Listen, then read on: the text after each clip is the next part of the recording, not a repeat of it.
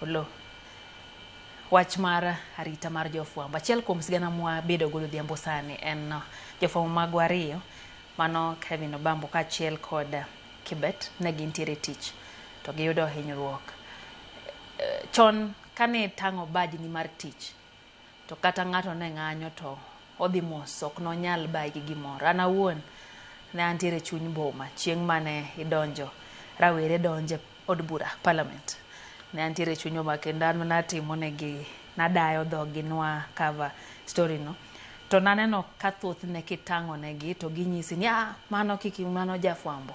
Nitie luor mane gimiyi kendo ma bende gineno ni ka dionge kanyo to pachgi ma bende gidwa ni mondo winjigi ok nyal winjore. Gisane be paro ni jo Kenya kata jo ng'anyo koso dipo ni mako ne mana jonjore be paro ni gi acknowledge kata ging'eyo thuolo mar fwambo e piny Kenya.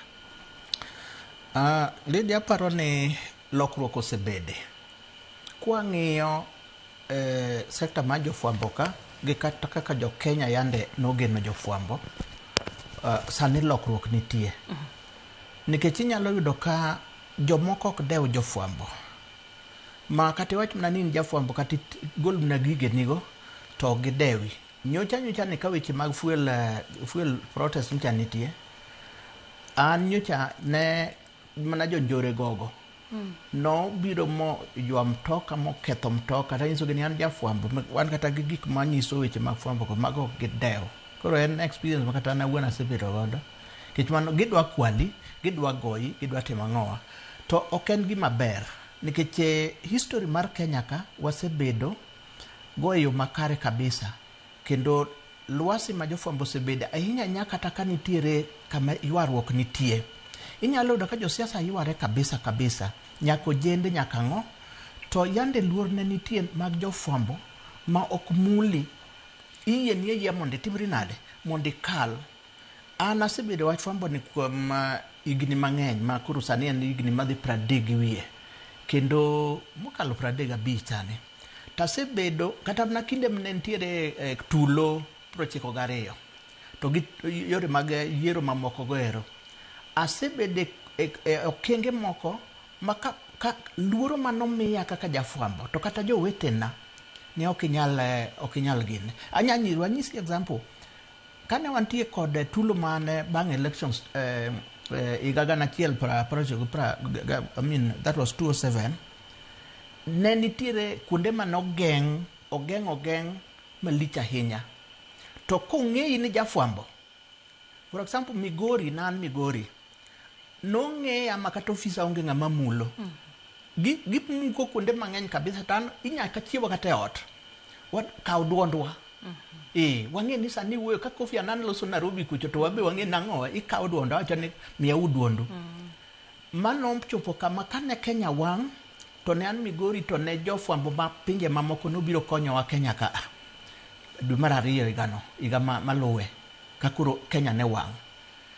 Bedo na jafwambo kendo nying mano ji ong'eyo na jafwambo nomiya kalo ohinga mnogeng' 11 ka Migori gi mtoka ka dhi idho ndege ka biro Nairobi.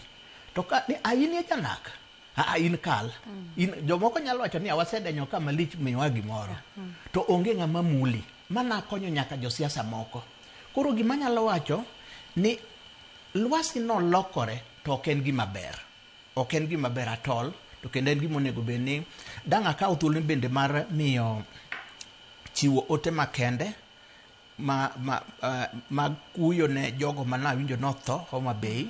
To kendo ginene kendo miyo jofwambo mohinyore hoyogi.